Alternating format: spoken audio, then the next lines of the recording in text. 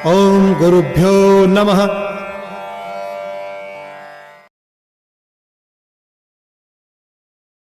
पहले कभी महसूस नहीं की जितनी आज कर रहा हूं पार्वती।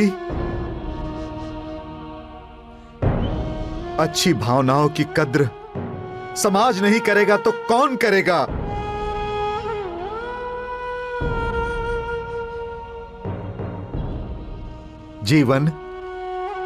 जीवन एक बूंद से शुरू होता है और चंद मुट्ठी राख में समाप्त हो जाता है।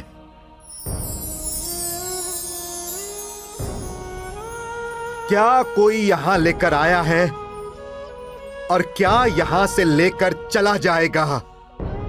कुछ नहीं पार्वती, सब कुछ यही छूट जाएगा, यही छूट जाएगा।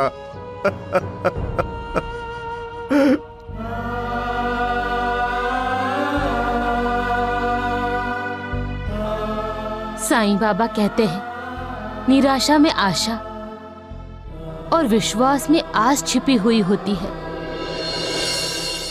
फिर आप निराशा में आशा का दामन क्यों छोड़ रहे हैं?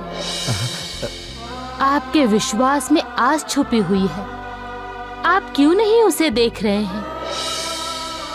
साईं बाबा का मंदिर बनाने का सपना जो आपने दिल में बसा लिया है, वो सपना अब आपका नहीं रहा। वो सपना अब साईं बाबा का है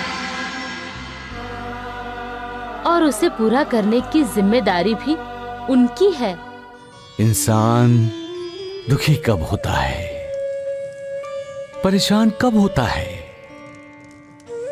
जब वो इंसान कर्ता स्वयं है ये सोच लेता है। ये सोच ही इंसान को निराशा के गर्त में ले जाता है और जहां इंसान को सिर्फ अंधेरा ही अंधेरा नजर आता है। ये अंधेरा ही विवशता है और विवशता ही दुख है। और दुख का निदान देवा?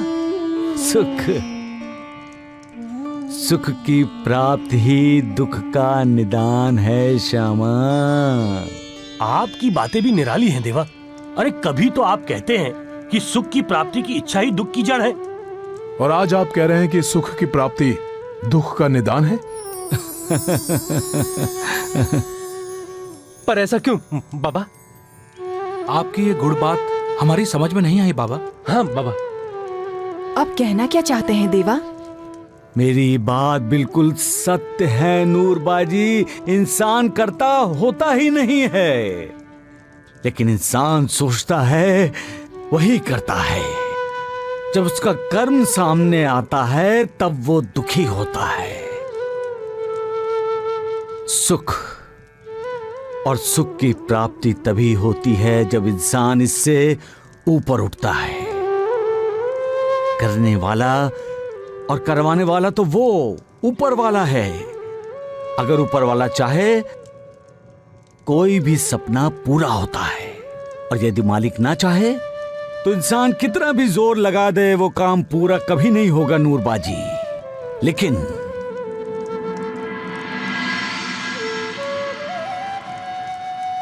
जब कर्ता का कर्म फल देने योग्य हो जाता है महालसापति, तब मालिक स्वयं उस फल को पूरा करने के लिए तत्पर हो जाता है। वहां से इंसान का नहीं, मालिक का प्रयास शुरू हो जाता है।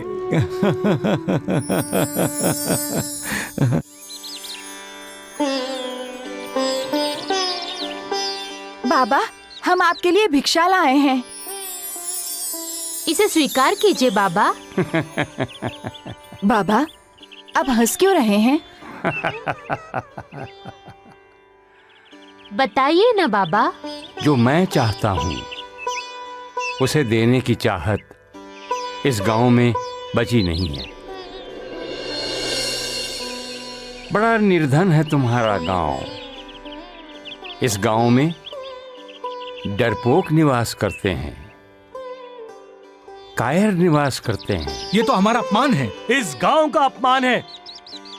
मैं भला अपमान क्यों करने चला? मैं तो वही कह रहा हूं जो मैं देख रहा हूं। तुम्हारे गांव में एक मंदिर बनने वाला है। कोई मंदिर बनाकर तुम सबको पुण्य का भागी बनाना चाहता है ना? शंकर भाव मंदिर तो बनाना चाहते हैं, लेकिन ठाकुर साहब, किसी इंसान का भय क्या इतना भयानक होता है कि मालिक पे भरोसा ही उठ जाए? हैं? जो इंसान मालिक को अपने मन मंदिर में बिठा लेता है वही मंदिर बनाता है और मालिक को पूजता है। ये तुम क्या कह रहे हो नंदिया? मैं सच कह रहा हूं सरकार। फकीर ने गांव वालों को आपके खिलाफ भड़काया है। मंदिर बनाने के लिए गांव वालों को दान देने के लिए कहा है सरकार। ये फकीर कौन है नंदिया? ये तो कोई नहीं जानता मालिक। कोई नहीं जानता? इसका क्या मतलब हुआ? मैंने पता किया है मालिक। वो फकीर कहां से आता है और कहां चला जाता है ये तो आज तक किसी को नहीं मालूम सरकार। जो तुम कह रहे हो उस पे विश्वास ही नहीं हो रहा नंदिया।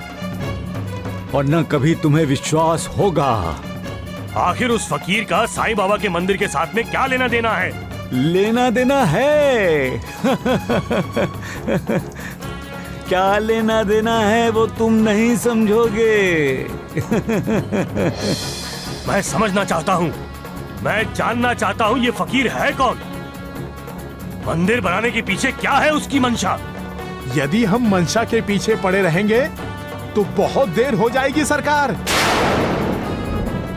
लोग चंदा इकट्ठा करना शुरू कर देंगे तो शंकर की वो इच्छा पूरी हो जाएगी जिसमें आपका अपमान है सरकार। नहीं नंदिया, नहीं, ऐसा कभी नहीं होगा। मेरी इच्छा के विरुद्ध इस गांव में मंदिर कभी नहीं बनेगा नंदिया, कभी नहीं।